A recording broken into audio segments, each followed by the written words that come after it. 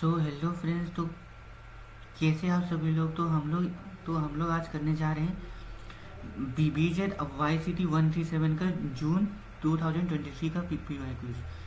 ठीक है, तो ये बहुत ही इजी चैप्टर है। ये मेरे लिए एक्चुअली आपका जेनेटिक्स से ज़्यादा सवाल पूछा गया। ठीक है, तो बिना कुछ देरी के शुरू करते हैं।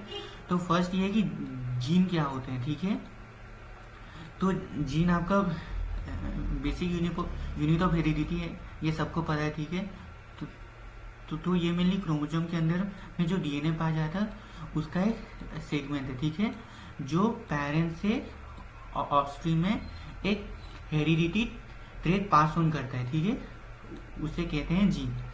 ठीक है, ये बहुत आसान से सवाल पूछा। और दूसरा सवाल ये जी होमोजाइगस क्या होता है। तो होमोजाइगस में मेनली जो हमारा जीन होता है वो दो आइडेंटिकल जीन उनके पास होता है। ठीक है, फ्रॉम ईच पेरेंट। ठीक है, मान लीजिए कि हमारा एच होगा या फिर हमारा छोटा एच होगा। ठीक है, तो ये दोनों आपस में होमोजाइगस है। ठीक है, अगर उसका उल्टा जो है वहाँ पे एच होता है, स्मॉल और कैपिटल है, वो हमारा हेट्रोजाइगस में आता है। ठीक है, फिर थर्ड में आता है पोजीशन इफेक्ट। तो पोजीशन इफेक्ट नाम से पता चल रहा होगा कि कोई भी जो जीन है उसका जो इफेक्ट होगा वो पोजीशन को देख के होगा। ठीक है, मतलब वो कहाँ पे है। ठीक है, यहाँ पे भी वही लिखा हुआ है कि जीन जिसका एक्सप्रेशन इसके ऊपर में डिपेंड करता है कि वो पोजीशन कहाँ पे, उसका लोकाई कहाँ पे। ठीक है, और अगर ऐसा नहीं होता है तो बहुत सारा ह्यूमन डिसऑर्डर भी कॉज करता है। ठीक है, फिर आता है वेस्टिजियल ऑर्गन्स। ये आपने क्लास 10th में भी पढ़ा होगा कि ऐसे ऑर्गन जो अभी जो पहले एंसेस्टर के काम में थे पर अभी हमारा कुछ काम का ये रहने गए हैं, उसे हम लोग कहते हैं वेस्टिजियल ऑर्गन्स। ठीक है, आपको शायद पता होगा वेनिफोरेंस अपेंडिक्स या हमारा विजडम टीथ या हमारा ईयर का जो पीना होता है। ठीक है, वो भी होता है। और मेनली यहाँ पे गूज बम्स का भी एग्जाम्पल दिया गया है। ठीक है, फिर फिर आता है वैलेंस इफेक्ट क्या होता है। तो वैलेंस इफेक्ट हमें ये समझाता है कि कैसे आइसोलेशन ये स्पेसिएशन का ये कारण बनता है। ठीक है, तो ये फर्स्ट हमारा वैलेंस ने दिया था। ये बताया था कि नेचुरल सिलेक्शन कैसे आइसोलेशन का जन्म देता है, फिर उसके वजह से स्पेसिएशन आता है। ठीक है, इसे हम लोग री भी बोलते हैं। तो एक बार आइसोलेशन और स्पेसिएशन हो जाता है तो जो डॉटर स्पीसीज है वो अनजेटर स्पीसीज के साथ रिप्रोड्यूस नहीं कर पाते। ठीक है, ये कहता है हमें वायरलेस इफेक्ट। सेकेंड में आते हैं ये मैच दी फॉलोइंग है, ये सबसे ज़्यादा इजी है। तो यहाँ पे बोला है कि मेल्सन और स्टाल। ठीक है, यहाँ से शुरू करते हैं। मेल्सन और स्टाल ये फाइंड किए थे डीएनए रेप्लिकेशन सेमी कंजर्वेटिव होता है। यहाँ पे आपने ये प्रोसेस ये बुक में जरूर लिखे होंगे, जहाँ पे वो लोग एक्सपेरिमेंट किए थे लाइट के साथ और हेवी के साथ। ठीक है, और आखिरी में जो हेवी था वो मतलब आया ही, तो यहाँ से पता चला कि मतलब जो डीएनए रेप्लिकेशन होगा वो कंजर्वेटिव तो नहीं होगा, या तो सेमी कंजर्वेटिव होगा या तो डिसरप्टिव होगा। ठीक है, पर कंजर्वेटिव कभी नहीं होगा। ये मेर्सल और स्टाल का एक्सपेरिमेंट था। फिर को डोमिनेंस क्या होता है, जब जहाँ पे बोथ एलीली इक्वली एक्सप्रेस होता है। ठीक है, इसका बेस्ट एग्जाम्पल आपको ये स्नैपड्रैगन फ्लावर के बारे में बताया गया है। ठीक है, बुक में। फिर आता है मेटासेंट्री। ये तब होता है जब जो क्रोमोजोम होता है वो मिडिल में होता है।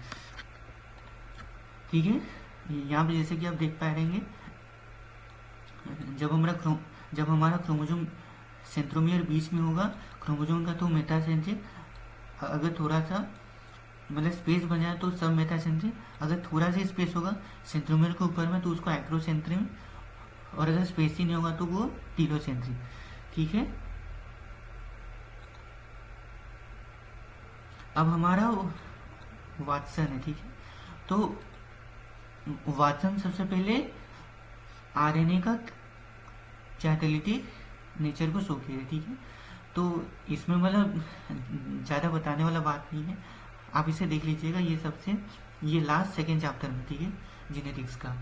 फिर आया रिप्रोडक्टिव आइसोलेशन बैरियर्स। ये मेनली हमारा प्री जायगोटी और पोस्ट जायगोटिक होता है, जो हमें मतलब अगर डिफरेंस स्पीसीज होगा तो रिप्रोडक्शन होने से बचाता है। ठीक है,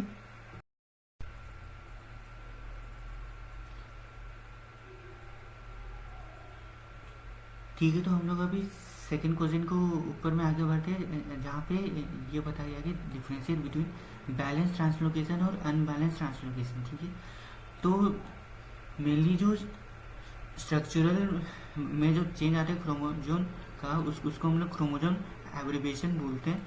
तो मेनली वहाँ पे ट्रांसलोकेशन एक होता है, ठीक है, वहाँ से चेंज आता है। तो मेनली दो तरह का ट्रांसलोकेशन होता है, एक होता है बैलेंस ट्रांसलोकेशन, एक होता है अनबैलेंस ट्रांसलोकेशन। बैलेंस ट्रांसलोकेशन में क्या होता है कि जेनेटिक मटेरियल जो होता है वो उसका गेन और लॉस नहीं होता है। ठीक है, आप बैलेंस से भी नाम समझ पाएंगे कि मतलब यहाँ पे लॉस और गेन नहीं होगा।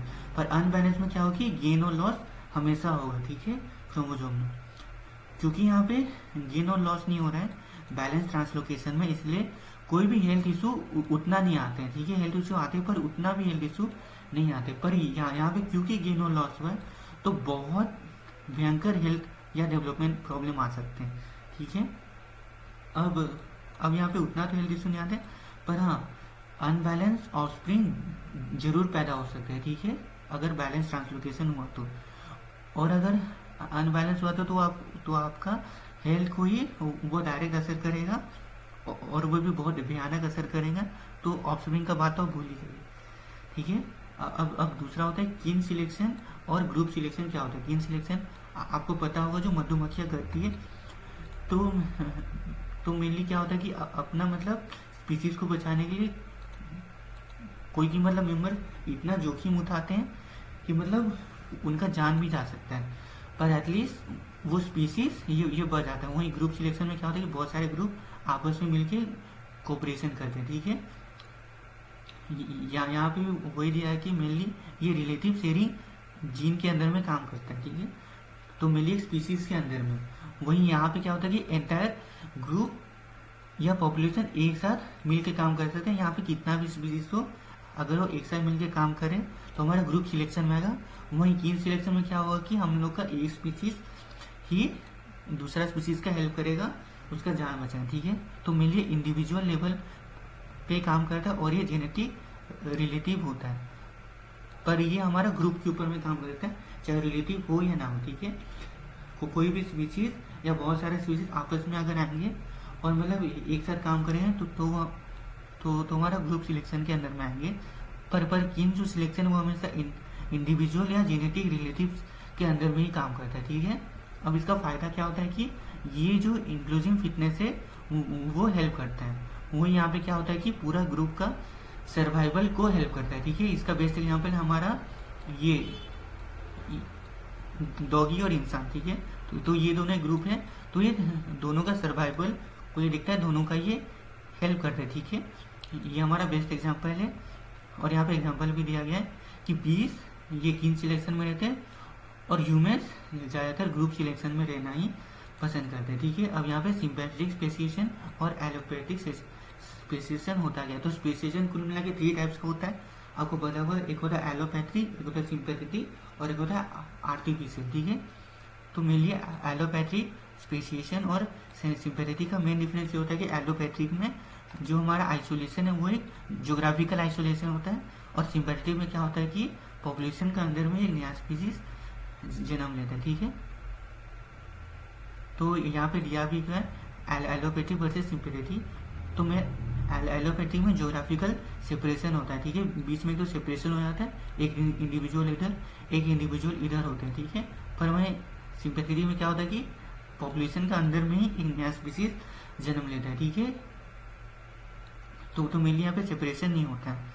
तो यहाँ पे मीटिंग स्टॉप होता है क्योंकि तो फिजिकल बैरियर आ जाते हैं। ठीक है, बीच में या तो पहाड़ आ गया, या तो समुद्र हो गया, या तो ओला गिर गया। ठीक है, ऐसा कुछ करके कुछ मतलब फिजिकल बैरियर आ जाता है।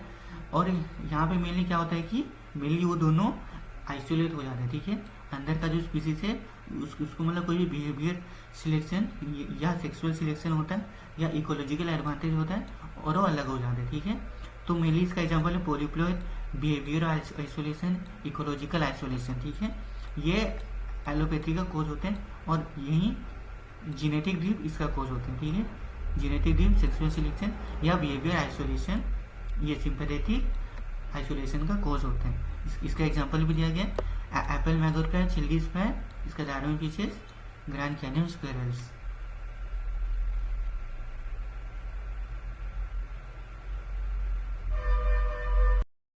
तो हम अभी फोर्थ ऑप्शन के ऊपर में आगे बढ़ते, जो हमें बताता है कि मोनो हाइब्रिड क्रॉस और डाई हाइब्रिड क्रॉस का बीच का फर्क बताए। तो मेनली ये हमसे ये पूछ रहा है कि F1 जनरेशन में क्या होता है मोनो हाइब्रिड क्रॉस में और डाई हाइब्रिड क्रॉस में। तो मेनली मोनो हाइब्रिड क्रॉस में हम लोग एक टेस्ट क्रॉस लेते हैं और डाई हाइब्रिड क्रॉस में हम 2 टेस्ट क्रॉस लेते हैं, ठीक है।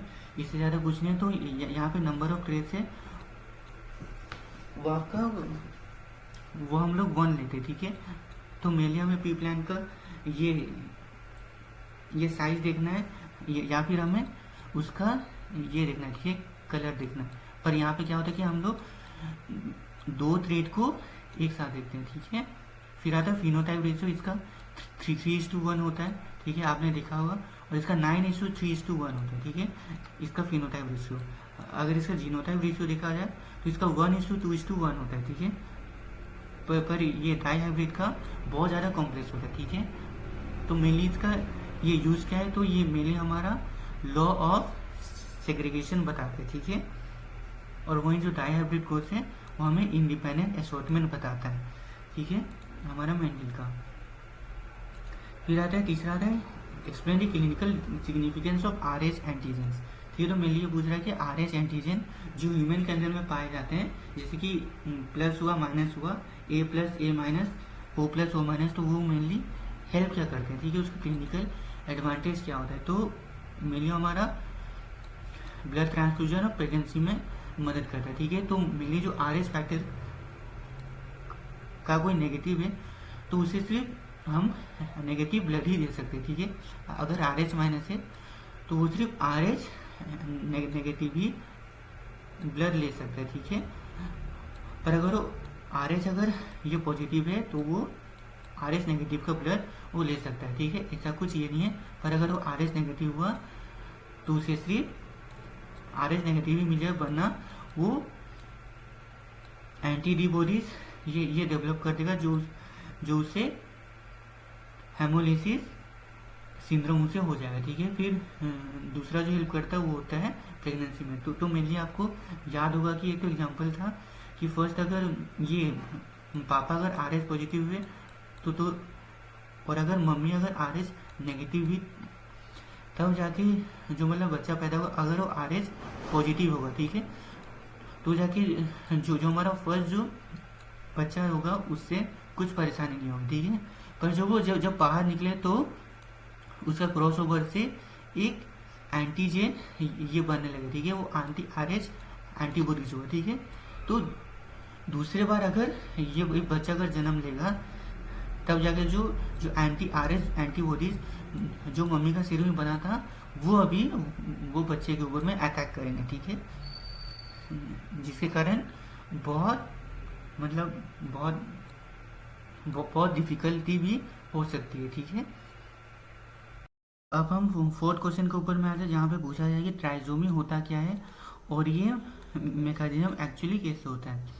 तो ट्राइजोमी आपको पता होगा कि ये क्रोमोसोम का नंबर ये बढ़ने से होता है। तो मेनली कोई भी इंसान के पास अगर 3 कॉपीज ऑफ क्रोमोसोम है इंस्टेड ऑफ 2 तो जाके हमारा ट्राइजोमी होता है, ठीक है। तो आपको ये पता होगा कि एनोप्लोडी का एक तो एग्जाम्पल होता है। तो मेनली जो भी क्रोमोसोम का जो एबनॉर्मैलिटी है उसको 2 चीज के ऊपर में बांटते हैं, पहला होता है न्यूमेरिक और दूसरा होता है स्ट्रक्चर। फिर न्यूमेरिक को हम लोग भी 2 हिस्सा में बांटते हैं, एक की ये पहला कि एक दो अगर ये क्रोमोसोम अगर मिस आउट होता होगा तो हम उसको एनाप्लोडी में डालते हैं, और अगर ये पूरी पेयर अगर ऐड या कमती होंगे तो हम उसको पॉलीप्लोडी में डालते हैं। तो ये एनाप्लोडी का एक तो एग्जांपल है ट्राइजोमी, जहाँ पे 3 कॉपीज ऑफ ये क्रोमोसोम होते हैं, ठीक है। तो मेनली आपसे पूछ रहा है कि मैकेनिज्म होता कैसा है, ठीक है। तो मेनली आपको पूछ रहा है कि मेनली ये किस किस टाइप का होता है, ठीक है। तो ये सबसे पहली बात तो ट्राइजोमी जो होता है वो सिंड्रोम होता है, उसको हम 3 ये में बांटते हैं, ठीक है। तीनों ही अलग अलग ये से होता है, ठीक है। जो जब ट्राइजोमी जो 13 है जिसको पाताउ सिंड्रोम बोलते हैं, वो हमारा क्रोमोजोम 13 एक्स्ट्रा होने से होता है, ठीक है। ह्यूमन बींग्स का 23 पेयर ऑफ क्रोमोजोम्स होता है, आपको पता अगर तो वहां से 13 क्रोमोजोम है, अगर वो एक से ज्यादा हो जाए, ठीक है, तो जाके हमें पाताउ सिंड्रोम होता है, ठीक है। तो पाताउ सिंड्रोम में ये वाला पिक्चर जो आप देख रहे हो, इनका जो ग्रोथ फेलियर होता है, इनका मेंटल रिटार्डेशन, इनका मतलब शॉर्ट नोज और शॉर्ट और ब्रॉड हैंड्स, इनका मतलब बहुत ज्यादा होता है, ठीक है। मतलब एक तरफ से ये बच्चा मतलब मेंटली ठीक से मतलब कुछ कर नहीं पाता है, ठीक है। आप शायद इधर देख पा रहे होंगे, ठीक है। इनका ग्रोथ फेलियर, इनका मेंटल रिटार्डेशन मेन होता है, ठीक है। इनका ब्रॉड फ्लैट आई होता है, इनका शॉर्ट नोज होता है, ठीक है। इनका एनलार्ज कॉलर होता है, ठीक है। इनका फिर इसी तरह बहुत सारा चीज होता है, ठीक है। फिर आता है एडवर्ड सिंड्रोम, ठीक है। एडवर्ड सिंड्रोम मतलब कि ये वाला, रुकिए एक सेकेंड, ये वाला, ठीक है। एडवर्ड सिंड्रोम में क्या होता है कि उनका जो आइज होता है वो कुछ ज्यादा रोर होता है, उनका ओवरलैपिंग फिंगर्स होता है, मतलब एक तरफ से उनका जो उंगली सब है वो लोग आपस में ओवरलैप कर सकते हैं, ठीक है। उनका डिक्रीज मसल तो होता है, उनका क्लब फीट होता है, ठीक है। आप यहाँ पे देख सकते हैं, उनका नॉर्मल जैसे हम लोग का जैसे ये पैर होता है, उनका एक्चुअली ऐसे नहीं है, उनका एक्चुअली पूरा मुड़ा हुआ पैर, ठीक है। ऐसा भी होता है। उनका हाथ और लंग का मेन एबनॉर्मेलिटी होता है, ठीक है। ऐसा होता है एडवर्ड सिंड्रोम में। फिर आता है, तो मेनली ये बोल सकते हैं इससे तो थोड़ा सा सेफ ही है, ठीक है। पर हमारा जो 21वें में आता है वो है ट्राइजोमी 21, जो कि होता है डाउन सिंड्रोम, ठीक है। तो यहाँ पे मेनली उनका जो फेशियल स्ट्रक्चर होता है वो बहुत ही मतलब अजीब दिखता है, आई मीन भूत का जैसे दिखता है, ठीक है। मतलब एक्चुअली सच में नहीं होते, पर मेनली जो क्रोमोसोम 21 है उसका अगर एक कॉपी अगर ज्यादा हो जाए तो इस तरह से होता है। उनका जो उंगलियां भी होता है वो भी बहुत ज्यादा ये मोटा होता है, उनका जो आइज होता है वो भी बहुत ज्यादा सिकुड़ा हुआ रहता है, ठीक है। मतलब नॉर्मल नहीं रहता है, ठीक है। इस तरह से होता है। फिर यहाँ पे पूछा रहेगा कि what were the favourable condition for the origin of molecules and life on the primitive earth, ठीक है। तो यहाँ पे पूछा गया है कि फेवरेबल कंडीशन क्या है मॉलिक्यूल आने का और लाइफ आने का ये प्रिमिटिव अर्थ में, ठीक है। तो सबसे पहले आपको ये लिखना है कि सबसे पहला नेसेसरी कंडीशन क्या था, ठीक है। तो सबसे पहले सोलर सिस्टम बना और वो भी सूरज के साथ, ठीक है। तो सूरज के वजह से मेन हमारा जो एनर्जी का जो प्राइमरी सोर्स था उसका यहाँ पे हो पाया। फिर आया केमिकल डाइवर्सिटी, तो मेनली हमारा अर्थ बहुत ज्यादा ये केमिकल डाइवर्स था, ठीक है। यहाँ पे बहुत ज्यादा ये केमिकल्स मिले क्योंकि नेबुलर से हमारा सोलर सिस्टम बना और अर्थ में बहुत ज्यादा केमिकल्स आए। फिर आया द प्रेजेंस ऑफ लाइट, मतलब हम लोग सूरज का ज्यादा उतना भी सामने नहीं और उतना भी दूर नहीं, ठीक है। और साथ साथ कूलिंग ओवर, ठीक है। पहले 5000 से 6000 सेल्सियस तक था, पर अभी वो बहुत ज्यादा कम हुआ, ठीक है। फिर साथ साथ यहाँ पे एनर्जी भी बहुत ज्यादा है, जैसे कॉस्मिक रे, वोल्केनोज और सोलर सिस्टम, ठीक है। यहाँ का रिड्यूसिंग एटमॉस्फेयर भी रहा जिससे बहुत ज्यादा हेल्प करा, ठीक है। और अभी कुल मिला के जो लाइफ मॉलिक्यूल जो पैदा हुए वो कम से कम 4 स्टेजेस से होके गुजरे। फर्स्ट आता है एटॉमिक स्टेज, जहाँ पे सब मतलब हमारा अर्थ में सिर्फ ये एटम्स ही एटम्स है, ठीक है। तो वहां से शुरू किए, तो मतलब फर्स्ट जो हमारा पूरा डायनेमिक अर्थ था, तो उस समय क्या हो कि हैवी मेटल्स जो थे जैसे कि आयरन, निकल, कोबाल्ट, वो लोग अर्थ का सेंटर में चले गए, ठीक है, क्योंकि वो लोग भारी थे। और फिर सोडियम, सल्फर, फॉस्फोरस, फिर पोटेशियम, ये लोग क्या किए कि ये कंसेंट्रेशन में ही थे, ये कोर में, ठीक है। और जो हमारा जो फ्री एटमॉस्फेयर था वहां पे नाइट्रोजन, हाइड्रोजन, ऑक्सीजन और कार्बन ये फ्रीली मिलते थे, ठीक है। फिर ये सेकेंड स्टेज क्या था, इनऑर्गेनिक मॉलिक्यूल बना, ठीक है। जो H2 नाइट्रोजन एक साथ आया, फिर CO2 एक साथ फॉर्मेशन किया, ठीक है। ये सब इनऑर्गेनिक मॉलिक्यूल का फॉर्मेशन किया। हाइड्रोजन उस समय बहुत ज़्यादा एबंडेंट था, क्योंकि आपको पता था कि बिग बैंग से बना है तो हाइड्रोजन ही सबसे सिंपल और सबसे एबंडेंट होगा। तो हमारे एटमॉस्फेयर में भी हाइड्रोजन एबंडेंट था और बहुत ज़्यादा रिएक्टिव था, ठीक है, एटमॉस्फेयर के साथ। तो उस समय कुछ ऑक्सीजन नहीं था हमारे एटमॉस्फेयर में, जितना भी ऑक्सीजन था वो सब ये CO2, नाइट्रोजन, हाइड्रोजन के ये साथ मिल जा रहा है, ठीक है। मतलब वहाँ पे फ्री ऑक्सीजन नाम का कोई चीज़ था ही नहीं, ठीक है। फिर सिंपलर ऑर्गेनिक मॉलिक्यूल्स बने, ठीक है। तो क्योंकि यहाँ से हाइड्रोजन और ऑक्सीजन मिलके मतलब पानी बना है, तो रेन्स हुआ, फिर UV लाइट्स हुआ, फिर लाइटिंग्स हुआ, जो बहुत सारा एटम्स को जो फ्यूज किए, ठीक है। जो एक्सपेरिमेंटल एविडेंस जो मिलर किए थे 1953 में ये शिकागो यूनिवर्सिटी में, वहाँ से साबित भी होता। तो मेनली यहाँ पे वाटर वेपर गर्म किए और यहाँ पे मेनली क्या बोलते हैं उसका नाम, यहाँ मीथेन, अमोनिया और हाइड्रोजन को एक साथ रखे और यहाँ पे इलेक्ट्रोड्स लगाए, जो कि यहाँ से स्पार्क क्रिएट किया, ठीक है। कुल मिला के बाद जब कूलिंग हुआ तो जाके हम लोग यहाँ पे देखे कि ऑर्गेनिक मॉलिक्यूल आया, ठीक है। यहाँ से वो साबित किए कि जो सिंपल ऑर्गेनिक मॉलिक्यूल है वो बन सका, ठीक है। मीथेन, अमोनिया, हाइड्रोजन 2:1:2 रेशियो में वो लोग लिए थे और 800 डिग्री का सेल्सियस में रखे थे उसको डिस्चार्ज ट्यूब में, और यहाँ से उनको ये सबूत मिला कि सिंपलर ऑर्गेनिक मॉलिक्यूल इन सब का मिल से बनता था, ठीक है। फिर आखिरी में कॉम्प्लेक्स ऑर्गेनिज्म, यहाँ पे आप ये लिख सकते हैं कि बहुत सारे इनऑर्गेनिक मॉलिक्यूल मिलके हमारा एक कॉम्प्लेक्स ऑर्गेनिक तैयार किए थे। जैसे कि शुगर बना पॉलीसेचेराइड। पॉलीसेचेराइड आपको पता होगा, सैचेराइड का मतलब होता है शुगर और पॉली का मतलब होता है बहुत ज़्यादा, मतलब एक से ज़्यादा, ठीक है। तो पॉलीसेचेराइड मतलब एक से ज़्यादा शुगर, जो शुगर और शुगर मिलेंगे तो एक से ज़्यादा शुगर। फिर फैटी एसिड प्लस ग्लाइसरोल, जो कि फैट्स बने, और न्यूक्लियोटोज ये बना है हमारा न्यूक्लिक एसिड, ओके।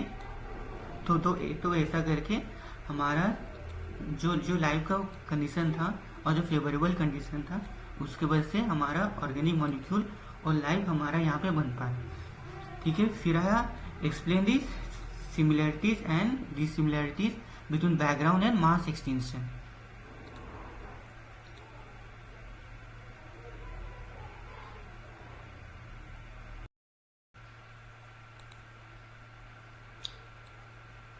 ठीक है, तो आपको पता होगा कि एक्सटिंक्शन जो है वो 2 टाइप्स का होता है। एक होता है बैकग्राउंड एक होता है बैकग्राउंड एक्सटिंक्शन और एक होता है मास एक्सटिंक्शन। बैकग्राउंड एक्सटिंक्शन में क्या होता है कि ये नेचुरल एक्सटिंक्शन होता है, जो कि मतलब अर्थ मतलब खुद ब खुद एक्चुअली मतलब स्पीसीज को एलिमिनेट करता है, ठीक है।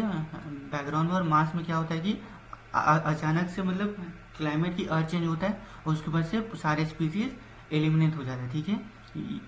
इन दोनों के बीच में सिमिलरिटी ये है कि दोनों ही स्पीसीज को एलिमिनेट करते हैं, ठीक है।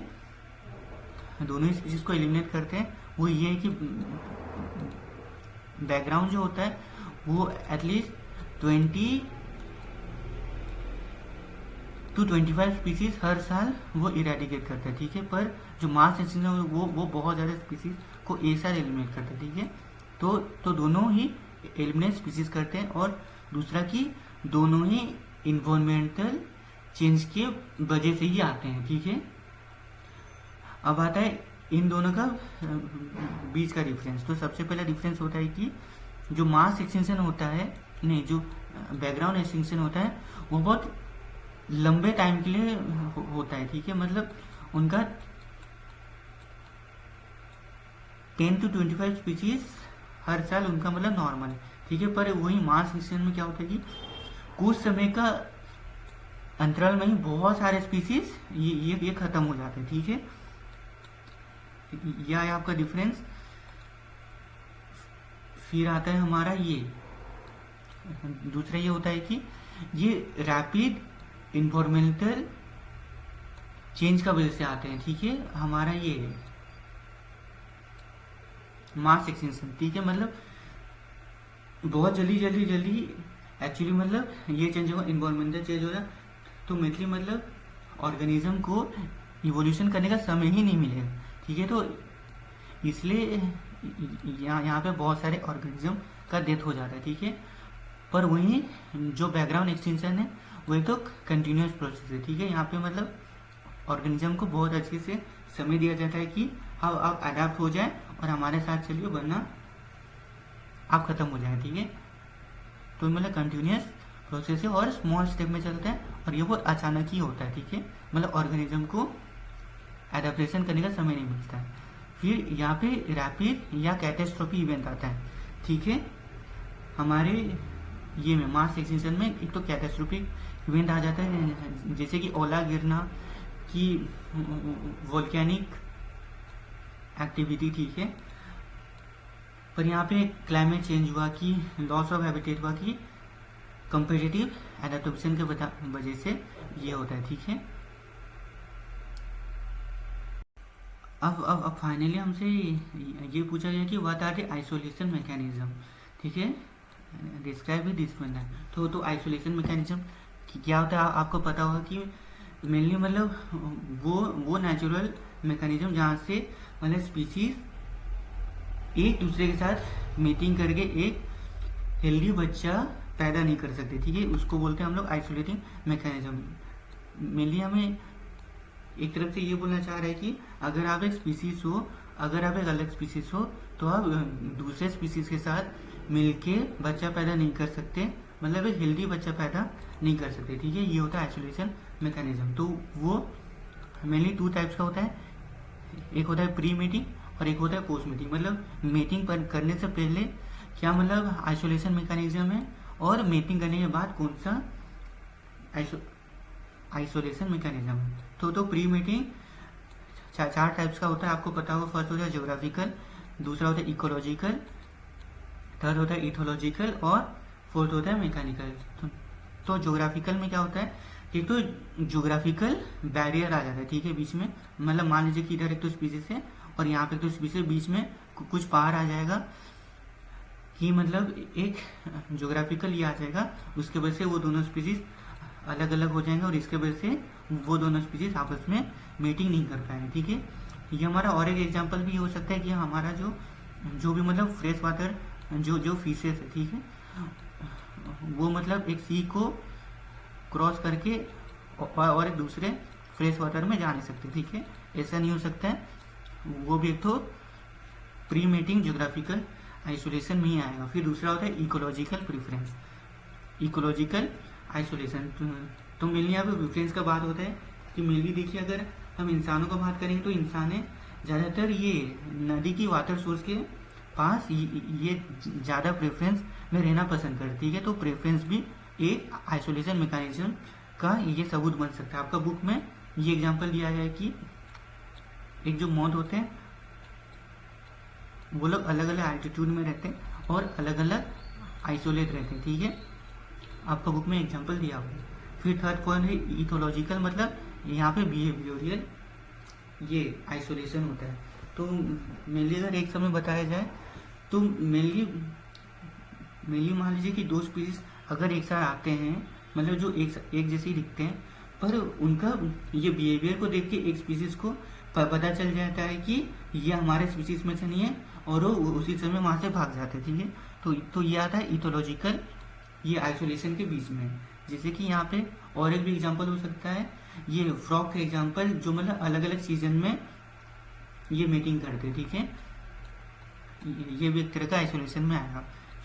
फिर फोर्थ आता है मैकेनिकल आइसोलेशन, कि अगर कि मतलब वो स्पीसीज का मतलब रिप्रोडक्टिव जो पार्ट होता है वो ही इतना डिफरेंट होता है कि मतलब वो लोग एक साथ मीटिंग कर ही नहीं सकते, ठीक है। अगर वो लोग एक साथ मीटिंग करने आए तो मतलब बहुत सारे केसेस में अगर जो मतलब उनका जो रिप्रोडक्टिव ऑर्गन्स है वो मतलब सह नहीं पाते हैं, तो या तो इंजोर हो जाते हैं या तो पूरी स्पीसीज का डेथ ही हो जाता है, ठीक है। ऐसा भी होता है मैकेनिकल आइसोलेशन में, ठीक है। तो मेनली वो लगा रिप्रोडक्टिव ऑर्गन ही एक साथ मतलब कोऑपरेट नहीं कर पाते मीटिंग में। फिर आखिरी में आता है पोस्ट मीटिंग आइसोलेशन, ठीक है। तो मतलब अगर मीटिंग हो गया तो भी नेचर क्या करती है कि स्पीसीज को एक हेल्दी ऑफस्प्रिंग पैदा करने के लिए नहीं देते, ठीक है। तो वो भी 2 टाइप्स का होता है, एक होता है इंटर स्पेसिफिक और एक होता है हाइब्रिड। इंटर स्पेसिफिक में क्या होता है कि वो मतलब मीटिंग तो हो गया, पर जाइगोट बनने से ये पहले ही मतलब वो खत्म हो जाता है। तो मेनली प्लांट्स में क्या होता है कि जो पोलन ट्यूब होता है, अगर कोई अलग स्पीसीज का अगर पोलन ग्रेन आया तो पोलन ट्यूब भी बर्स्ट हो जाता है, ठीक है। और अगर हो भी जाता है बहुत सारे प्लांट्स में ना, तो जो जाइगोट होता है उसका डेवलपमेंट होता ही नहीं है, ठीक है, ठीक है, बहुत सारे, ठीक है। और एनिमल्स के केस में जो स्पर्म होता है वो पहले ही डाई हो जाता है, ठीक है। मतलब एक के साथ मिलने से पहले ही, फर्टिलाइजेशन से पहले ही वो डाई अप हो जाता है, या तो उनका डेवलपमेंट होता ही नहीं। फिर दूसरा होता है हाइब्रिड, जो कि मल्टीपल ट्रांसलोकेशन से एक्चुअली क्या करता है कि अगर बच्चा हो भी गया तो भी वो जो बच्चा हो वो स्टेराइल ही नहीं करता है, या तो वो कुछ ये घंटों के अंदर में ही वो मर जाता है, ठीक है। इसका सबसे बेस्ट एग्जांपल आपका म्यूल है, ठीक है। म्यूल जो आप जानते होंगे कि वो हमारा हॉर्स और ये डोंकी का ऑफस्प्रिंग होता है। तो मेनली जो म्यूल होता है वो पूरी स्टेराइल होता है, ठीक है। मतलब वो अपना बच्चा पैदा वो कर ही नहीं सकता है। और ये कैसे होता है, वो होता है मल्टीपल ट्रांसलोकेशन के कारण।